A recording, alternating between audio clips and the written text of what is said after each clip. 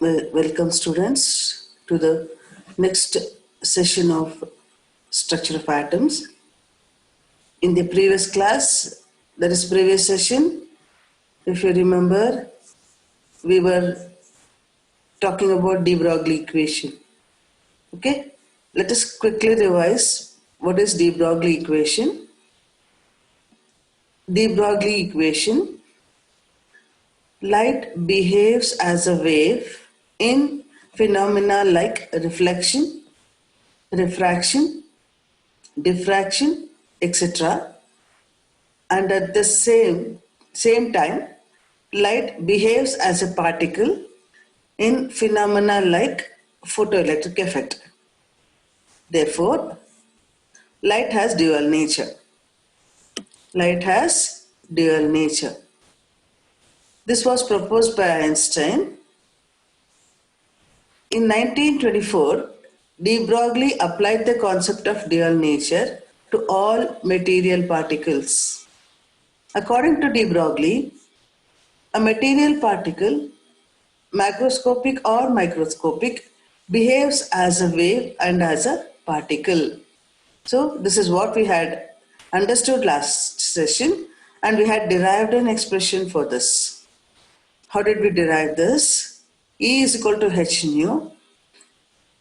E is equal to hc by lambda, because nu is equal to c by lambda. E is equal to hc by lambda.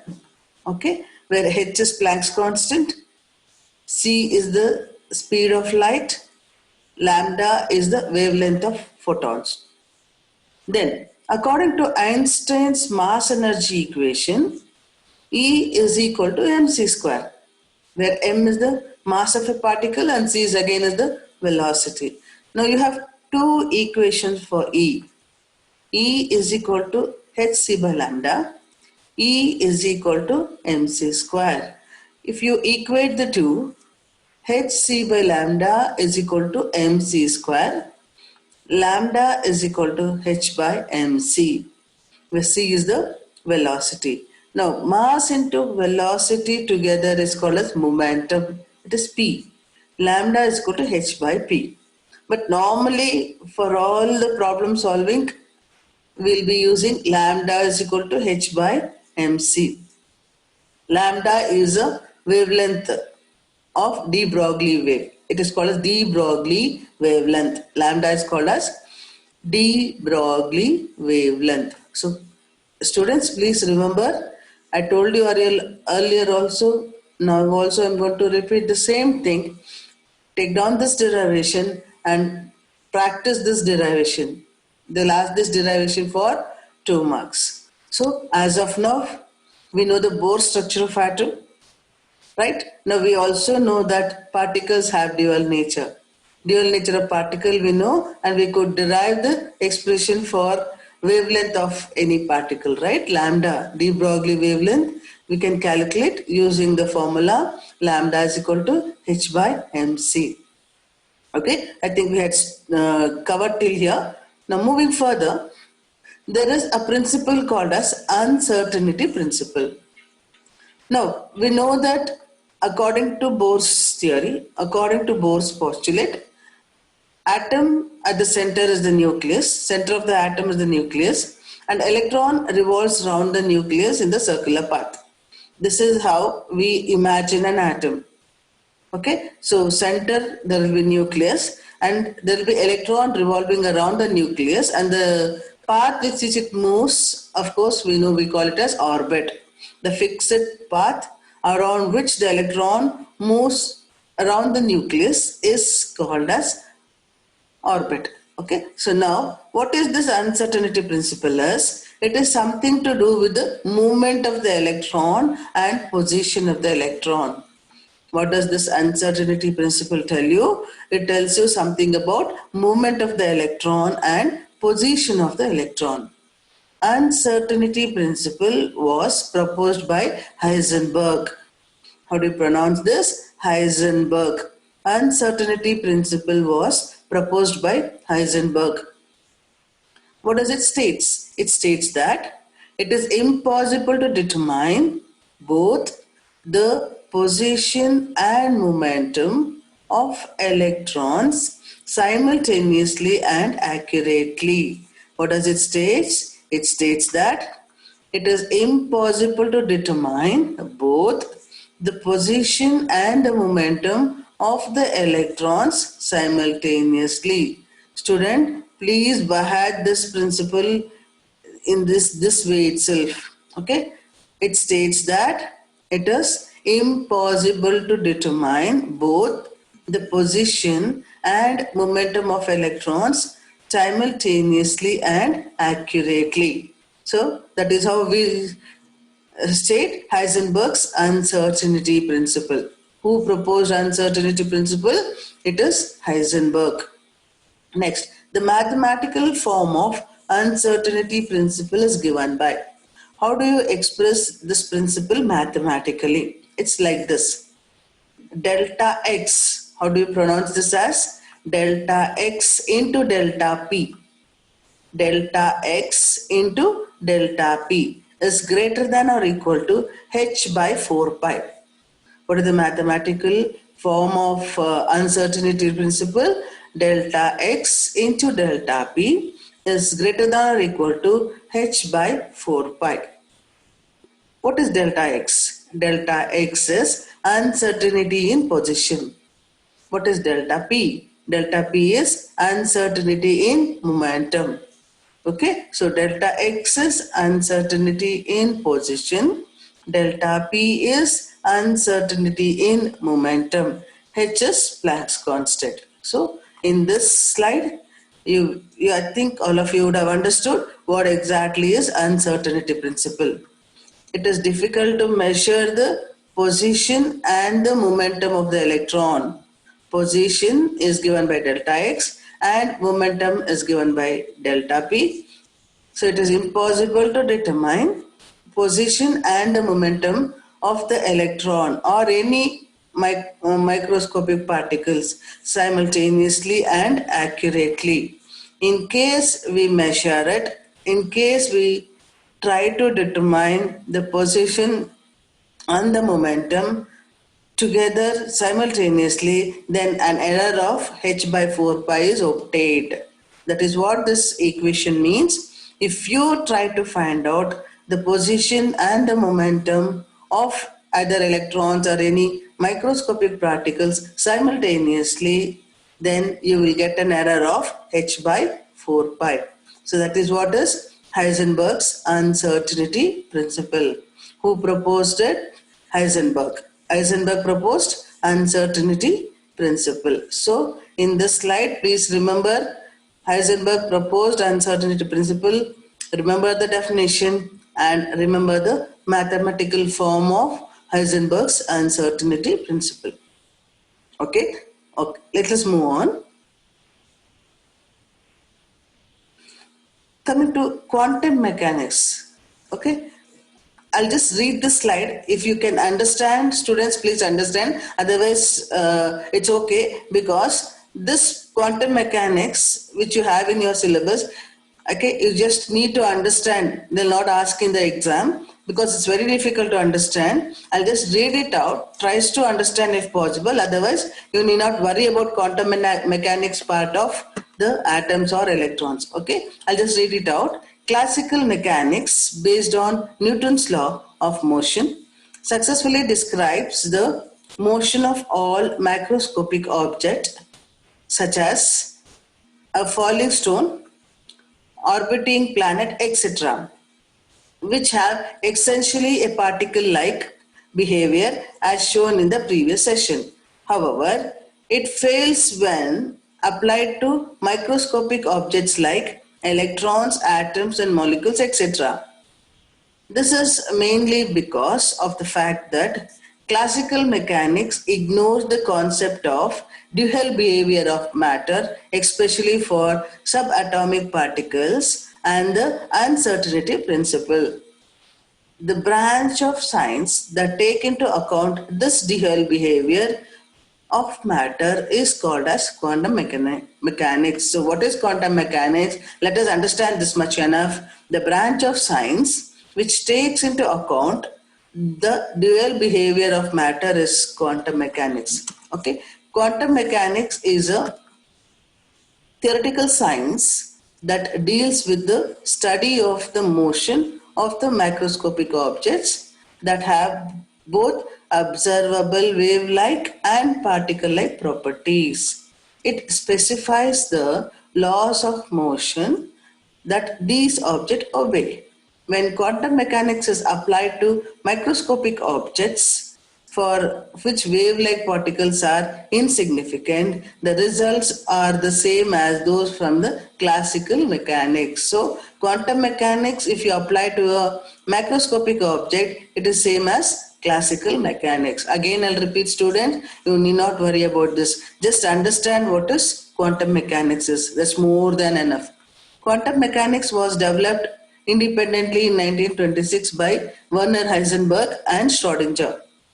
Here, however, we should be discussing the quantum mechanics, which is based on the idea of wave motion. So, what can I tell you about this is we finished understanding the wave nature of the electron, right? De Broglie equation we got, uncertainty principle we got, which was given by Heisenberg. Okay, now just we'll quickly understand what is the Schrodinger's equation for wave-like motion of electron or wave-like motion of microscopic particles. Okay, so in this slide, students, I'll just tell you just one definition you understand, it's enough. It is quantum mechanics. What is quantum mechanics? The branch of science that takes into account the dual behavior of matter is quantum mechanics. This much, if you understand about quantum mechanics, is more than enough. Okay. Next, moving on to the Schrodinger equation. Let us move on to Schrodinger equation. Schrodinger's wave mechanical model is what we are going to study next. Yes, Schrodinger equation. We here also I'll repeatedly tell you, we will just understand the equation. We will not understand what exactly each and every term means, what exactly each and every term indicates for us. Okay, let us now understand only what is Schrodinger equation. H, how do we call this as? H psi is equal to E psi. What is this H? It is called as Hamilton operator. Psi is the wave function. I'll repeat, students. What is Schrodinger equation? Schrodinger equation is given by H psi is equal to E psi. What is H? Hamilton operator. What is E? Energy or a eigenvalue. Okay, psi is the wave function. This much you understand. What is H means, what is psi means, what is E, of course we know it's energy. We will not go into detail of it because not required for your level. It is very difficult. So let us understand this equation. As it stored in this equation is nothing but H psi is equal to E psi. It is also given by del square psi by del x square. How do we pronounce this as? Del square psi by del x square plus 8 pi square m by h squared into v minus v psi is equal to 0. What is the second equation of Schrodinger? Del square psi by del x square plus 8 pi square m by h square into e minus v psi is equal to 0. Now students, I request you take down this equation in your book, call it as equation 1, take down this equation in your book and call it this equation 2. Now both these equations are nothing but Schrodinger's equation. Just understand what is Schrodinger equation. Okay. Now what exactly this equation tells you, this much if you understand, it's more than enough. Okay. So what does this equation tell us? The probability of finding an electron, at a point within an atom is proportional to the probability of finding an electron at a point within an atom is proportional to the psi square at that point. What is psi? Wave function is proportional to wave function the square at that point.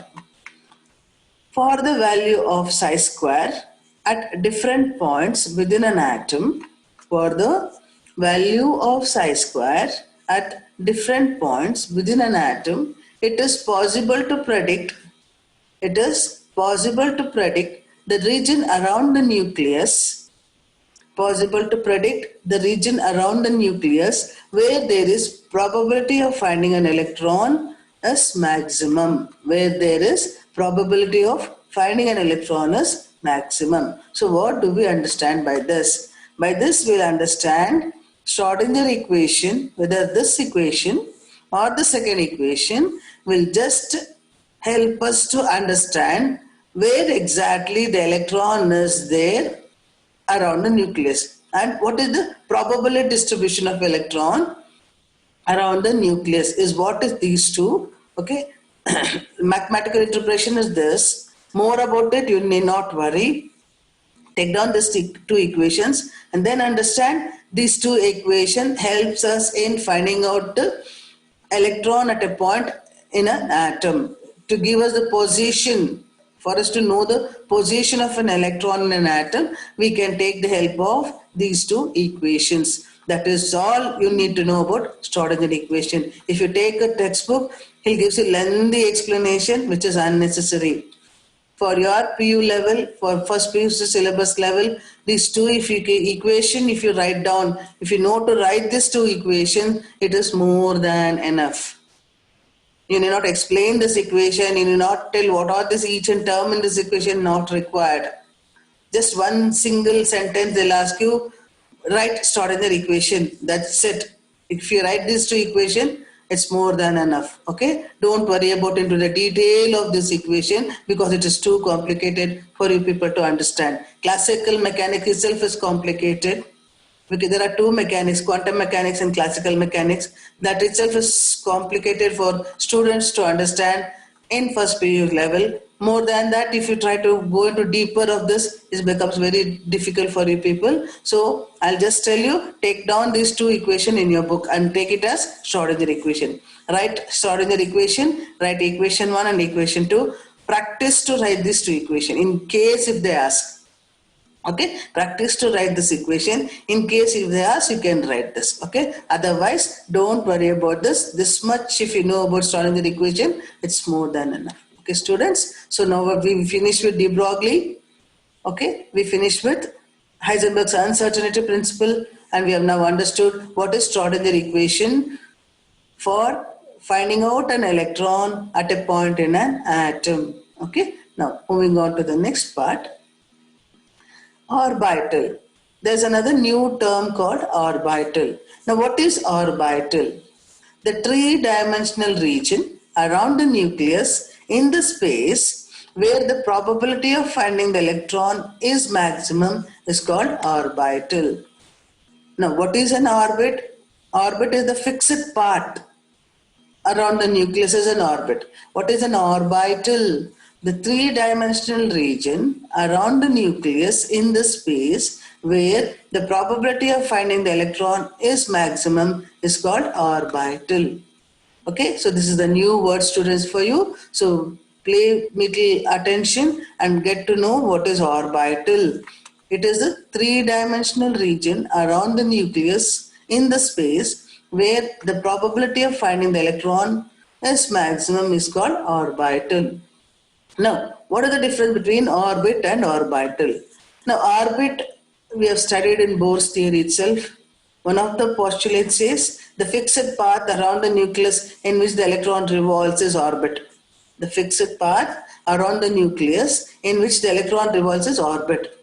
Whereas orbital is the region around the nucleus where probability of finding the electron is maximum. Students, make the difference. The first difference is very important. Orbit is a fixed path, whereas orbital is the region around the nucleus where the probability of finding the electron is maximum. Okay. Second point, orbit is circular or elliptical in shape. Orbit is circular or elliptical in shape, whereas orbital is spherical, double and double shape. What are the three shapes possible for an orbital? Orbital may be spherical, double shape or double in shape. Okay. Then last point, last difference between orbit and orbital. Under orbit, it represents the movement of the electron in one plane. What is an orbit? It represents the movement of electron in one plane, whereas orbital represents the movement of electron in three-dimensional plane. So that is the major difference between orbit and orbital. Orbit gives us the planar view. We can understand orbit in a plane, whereas orbital will understand in a three-dimensional plane. This is two-dimensional, orbit is two-dimensional, orbital is three-dimensional. So just make this difference, three differences you have between orbit and orbital. So what is an orbital? The three-dimensional region around the nucleus in the space where the probability of finding the electron is maximum is called orbital. So this is very, very important, students. Understand the definition of orbital and understand the difference between orbit and orbital. Okay, so from now on, we'll be using the word orbital, not the orbit. Orbit, we use the word only when you are talking about the main energy level or the shell. Main energy level shell means it is orbit, whereas we have the word orbital for sub-levels, okay? That we'll know little later. Orbital is the term used for sub-levels. Main level is orbital, sub-level is, main level is orbit, sub-level is orbital. So in this slide, I think you need to understand the definition for orbital and difference between orbit and orbital. Okay, now next. Coming to very, very, very important concept, quantum numbers. Now, what are these quantum numbers? Quantum numbers are nothing but it's giving like an address to the electron. Okay, so let us understand quantum numbers with respect to the electrons. Okay, the quantum numbers are the set of numbers which gives complete information about an electron in an atom. What are quantum numbers? The quantum numbers are the set of numbers which gives complete information about an electron in an atom. There are four quantum numbers. Let us study one by one. First one is principal quantum number. It indicates the main shell or the orbit in which electron revolves around the nucleus. So what does principal quantum number tells you? It tells you the orbit in which the electron moves, and it is represented by n. So students, when you're taking down this, take down this and also take down the representation of the quantum number. How do you represent principal quantum number? N. What does principal quantum number indicates? It indicates the main shell or the orbit in which electrons revolve around the nucleus. So that is the first quantum number. Okay, as I told you, quantum number gives you the address of the electron in an atom. Where exactly the electron is situated in an atom is given by this. So in that, the first is the principal quantum number. N can have values 1, 2, 3. The possible values of N will be 1, 2, 3 and so on. What Bohr said is K shell, L shell, M shell. That is, here we call it as 1, 2, 3. First energy level, second energy level and third energy level. Okay. It indicates the main shell or the orbit in which the electron revolves around the nucleus. It also tells you the energy level of the atom. K, N is equal to 1 means K shell, N is equal to 2 is L, N is equal to 3 is M, N is equal to 4 is N. So this is how we keep on naming it. That is the first quantum number, that is principal quantum number. So there are totally four quantum numbers. First quantum number is your principal quantum number. Okay, next. Azimuthal quantum number is L. It indicates the subshell or the orbital in which the electron is present. Subshell, I told you, we'll be studying about subshell. It indicates the subshell or the orbital in which the electron is present. It is represented as L, small l. The value of L depends on the value of N. For the given value of N, L can have value 0 to N minus 1. Okay, for example, if N is equal to 1, L is equal to 0, N minus 1. So, what is L? N is 1. 1 minus 1 is 0. So, if N is equal to 1, L can have only one value, that is 0. Okay, if it is 0, we call it as s orbital. Okay, if L is equal to 0, we call it as s orbital. Next, S has spherical shape. What is the shape of S orbital? Spherical shape. So, azimuthal quantum number indicates the subshell of or the orbital in which the electron is present. Okay, so it is if it is S orbital, if it is s orbital, then shape of s orbital is spherical shape. So when is s, if L is 0, the orbital is s and s has spherical shape. Similarly, if n is equal to 2, L is equal to 0 to n minus 1, that is 1. So the possible value of L are 0 and 1. If L is 0, it is S. If L is equal to 1, it is P. P is dumbbell shape. Similarly, if n is equal to 3, it is M shell. The value of L will be 0 to n minus 1, that is 2. So the possible values of L are 0, 1, 2. It is 3S, 3P and 3D. D shape is double dumbbell. P shape is dumbbell shape. D shape is double dumbbell. If n is equal to 4, which is n shell, L is equal to 0 to n minus 1, that is 3. L is equal to 1, 2, 3. 4 is 4P, 4D and 4F. This is how we give the L value. Okay, students. So, depending upon the value of N, we'll give the value of L. Okay, so L, just a quick revision. S is 0 means, sorry, L is equal to 0. It is spherical. L is equal to 1, P dumbbell. L is equal to 2, it is D double dumbbell. L is equal to 3, it is F. Okay, it's complicated. So these are the azimuthal quantum numbers. If you can see, this is the shape of s orbital, p orbital, d orbital and f. F is actually complicated. Okay, yeah. Take down the assignment question, students. State Heisenberg's uncertainty principle. Give differences between orbit and orbital. What is the significance of principal quantum number? So please answer this in the book. Okay, it will be useful for you. With this, I think I end this 4 session, students.